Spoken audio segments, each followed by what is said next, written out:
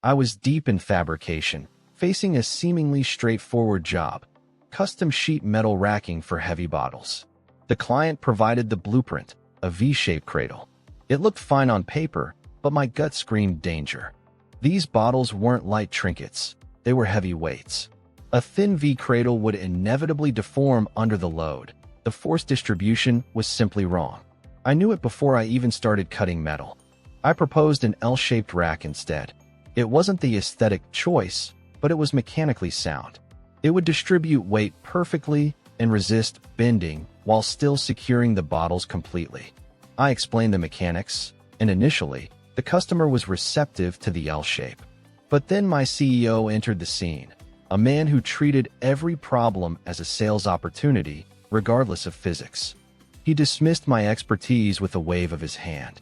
No, we're going with the customer's original idea. They wanted a V, they get a V.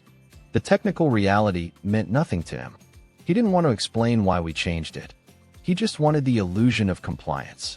My professional integrity clashed violently with his corporate mandate.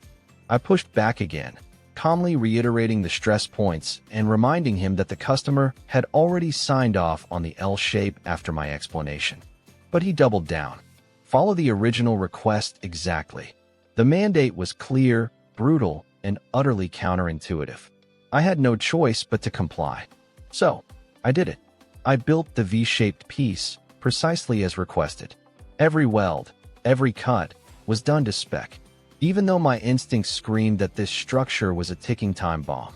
It was installed, pristine and perfect, a monument to bad decisions. We placed the heavy bottles on it, watching the initial stress test begin.